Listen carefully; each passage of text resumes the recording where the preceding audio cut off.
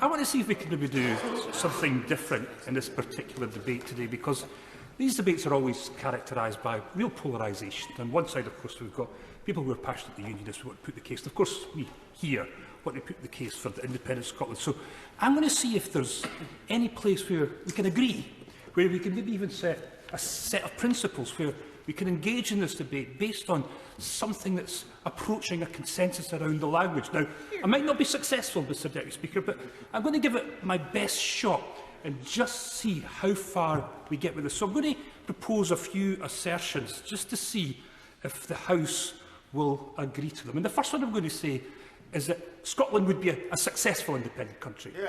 Surely all of us could agree to that thing. Scotland would be a successful independent country. I'm not so sure about the Labour front bench, because I put that to the honourable gentleman and he wasn't so sure. But even the most rabid, passionate Tory unionists surely wouldn't try to assert that the Scottish people, with all their history of invention, with all our history of creation, of all our history of innovation and imagination, would somehow uniquely fail amongst all the peoples in the world who have secured independence. They would uniquely fail in making a success of our independence. So can we all agree Scotland would be a successful independent country? Yes, of course I agree. I agree with the honourable gentleman. I'm delighted he's given away so early. This debate isn't about that. This debate is about the broken proposition that you are putting as a prospectus for that independent Scotland, and that's what we have demonstrated has holes in it. It's up to you to make that proposition, not us. And I'll respond to that challenge and thank the honourable gentleman, because I think I heard him say that Scotland would be a successful independent country. I think that's what he was saying. So what I've got, okay, right, I want to hear the honourable gentleman say that too. If you're looking for just that quote and to edit that out for video clip purposes, then I'm happy to oblige. But just as an independent Scotland or a separate Scotland could possibly succeed, would he also argue that an independent England or an independent Wales or an independent Northern Ireland would succeed as well, but not nearly as much as a United Kingdom? Yes, this is progress, Mr Deputy Speaker, and I now feel I'm on the right sort of track with this, because I think what we're getting across the House is the agreement to the assertion that Scotland would be a successful independent country. I have no doubts whatsoever that England, without Scotland's contribution through its resources, would be equally successful as an independent nation. I believe that somehow they would just about muddle through without our support, intervention. And, yeah, I hope they're going to get a clean sweep here now with the Liberals to agree to this, and I'm counting on the honourable gentleman to do that. I hate to disappoint the honourable gentleman, but if you took a straw poll amongst the pregnant mothers in Caithness who now have to travel over 100 miles to give birth in Inverness, and this has happened on the SNP's watch, he would get a pretty dusty answer. You see, I was going so well, Mr Deputy Speaker. I had the Conservatives agree to that. I think I had the Labour Party agree to it. But the Liberals just could not bring themselves to agree with the proposition that an independent Scotland would be a successful independent nation. It's unfortunate. I think we've had the Liberals, if that's okay with Honourable Lady. I think we'll do all right. I'll come back to her, because I've got other assertions to make. Now, I think we've all agreed that, other than the Liberal Democrats. Let's try another one. With all our resources, and Mr Deputy Speaker, I prefer when I speak about all our resources, let's include the good proportion of nearly all of Europe's oil and gas reserves, the greatest potential for renewable energy that exists in Europe, vast fisheries, a water supply that is the envy in the world, that Scotland has what it takes to be an independent country. Could we all agree to that? Here. Right, yes, let's see if she'll agree to Scotland has what it takes to be an independent country. Thank you very much. I thank the honourable member for giving way, but can I just perhaps point out that he misinterprets what all of us think None of us have ever said that Scotland couldn't be independent, but that the people of Scotland, when given the choice, have voted no because they feel their future is better within the United Kingdom. Again, I think that's a bit... Can I just say that's just a little bit more encouraging, because I think we're moving towards the assertion that Scotland would be a successful, and that Scotland has more than what it takes to be in a... Perhaps we could even suggest, I'll try this one, just throw this one just a little bit, a wee bit further on this theme. Perhaps we could even suggest that Scotland is perhaps the best resourced country that has ever considered becoming an independent country. I think that's pretty incontrovertible. No country is better endowed to be an independent nation than when we look around at Scotland, whether it's oil and gas reserves, whether it's fisheries, whether it's a potential renewable energy. No country other than Scotland is better prepared to be... Can we agree on that? I'm looking for the honourable gentleman to agree on that. I couldn't agree more with the honourable lady who said nobody would disagree with his assertion other than the fact that the people of Scotland have repeatedly, or have, when it counted, voted to stay in the United Kingdom. Being in the United Kingdom is better. But on the subject of fisheries, let us all agree, Scotland's great. Scotland's fantastic.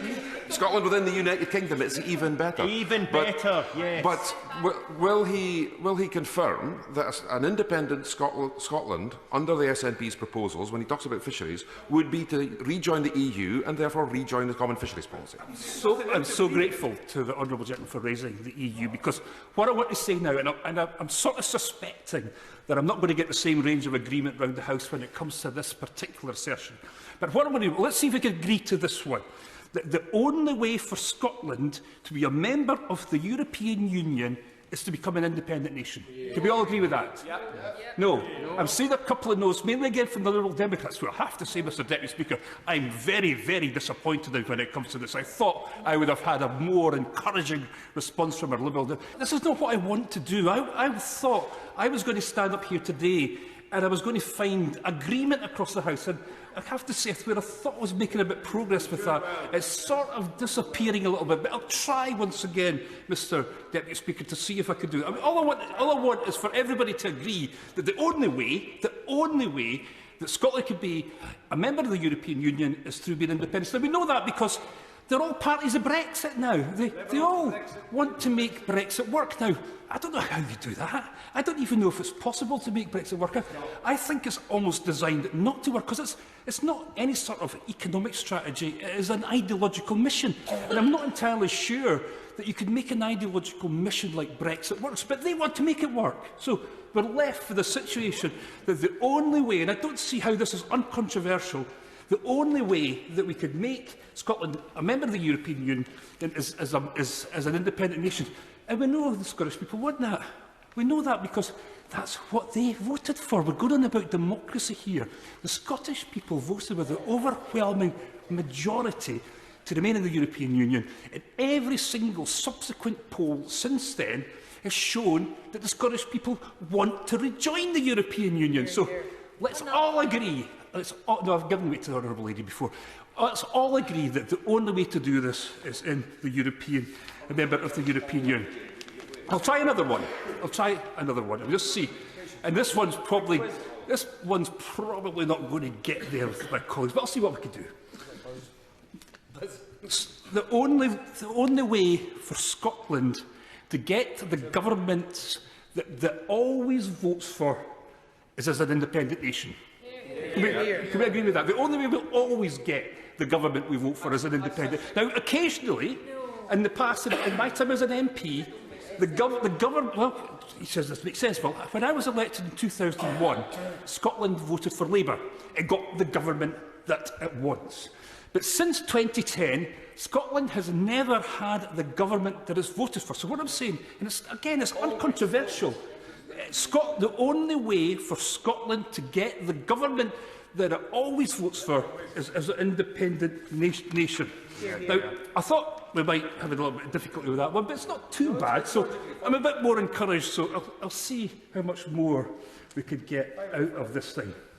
Could we all maybe agree that when we look round the rest of Europe. And my honourable friend always refers to Ireland, and he's right to do so because it's a great example. But when we look around the rest of Europe and we look at nations such as, I don't know, Ireland, Iceland, Finland, Norway, Denmark, nations which are roughly the same size as Scotland, 5 million to 8 million people. And they're all much more successful than Scotland. They're all powering ahead. They've got economic growth, they've got GDP, which is something we can only envy. Can we all agree that there's something about the constitutional arrangements of Scotland that doesn't let us prosper the way that our neighbours do? No? No? He says no? Yes, okay, wait. Sorry, That makes absolutely fantastic point. He's just listed some nations there that in the top 10 of the UN Human Development Index. Yet here we are, as Scots MPs in the UK. The UK is in number 18, and we're told that we're a poor part of number 18. Those who've left, such as Ireland, are 10 places higher. Iceland, Norway, 2 and 3 of the countries he's mentioned. He makes the case brilliantly. For the honourable gentleman who takes these issues very seriously, and I know that, but I'm a bit encouraged with all that. Here's one that they'll definitely agree to, and I'm pretty certain of this when it comes to this, because I think we have to be honest about certain things. I think we have to acknowledge that there will obviously be difficulties too. I mean, I think independence will be positive for Scotland. Being in charge of road affairs, I think we could be an incredible nation, just like our near neighbours. But let's see if they'll agree with us on which I'm almost certain that they would. At the starting point of Scottish independence, there will be issues because of the deficit that we have as part of the United Kingdom.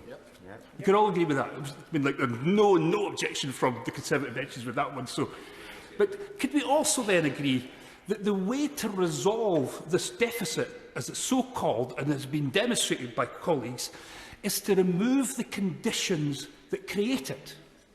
Should we agree to that? So what we actually want to do then is to have the full range of economic powers which will allow us to properly address this, and that we remove ourselves from the very institutions that give us this deficit being part of the United Kingdom. Can we agree to that? I'm seeing silence, but I don't think they're agreeing to it. I think they're just humouring me now, Madam Deputy Speaker. Right, last time to the honourable gentleman. I'm grateful for the honourable gentleman for giving way to seek clarification on what he's actually asking. Is he actually asking that to remove the deficit that Scotland currently has compared to the rest of the United Kingdom, by removing Scotland from the United Kingdom, that deficit no longer exists? Is that what he's asking?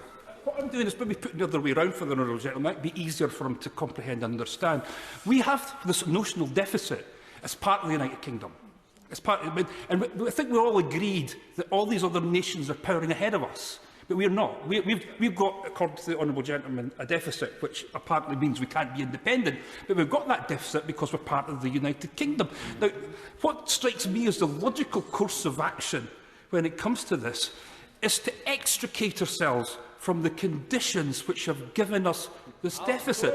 And that would therefore mean leaving the United Kingdom, ensuring that we get the full suite of economic powers to deal with it. And we've all agreed, I think we all agreed, that we as a people are resourceful enough to make a success of our independence. And I think we also agreed that Scotland, with its abundant natural resources, has what it takes to be an independent country. So what is it? What's happening? What's happening? That we have, according to honourable gentlemen and the honourable gentleman there, this deficit. How when we've got the skills, we've got the history of invention, we've got creativity, we've got universities in the top 100, we've got oil and gas, we've got fisheries, we've got the best potential for renewables in Europe.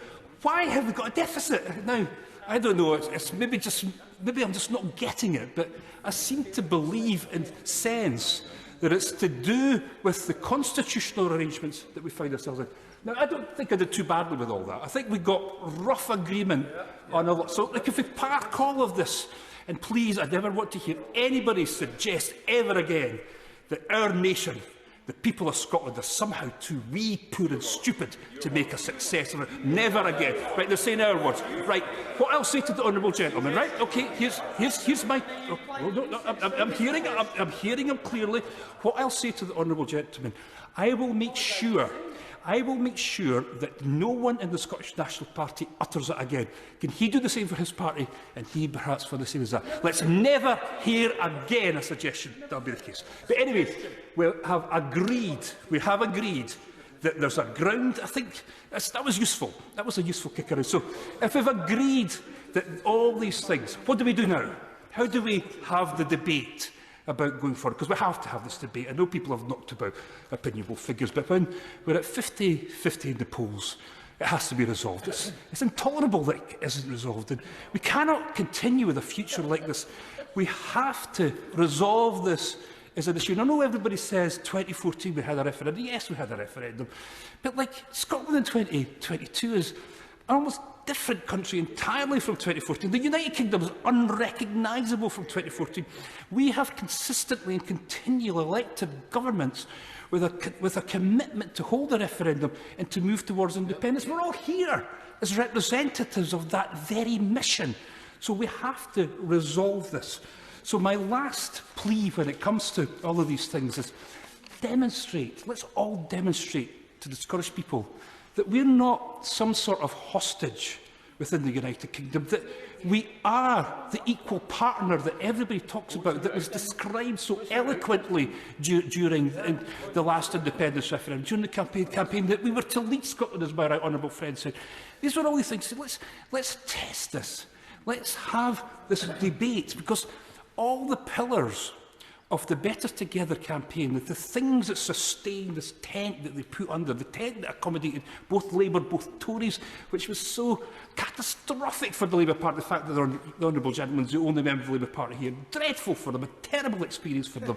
But all those central pillars are gone, and it's collapsed. The case for staying in their union is gone, and it's gone particularly when we observe the crisis and chaos of the last few weeks. Scotland can't put up with this anymore. We can't be governed by incompetence who drive us to the very abyss of a pension crisis. We can't go on like this. So the last thing, can we all agree we must have a referendum to settle this?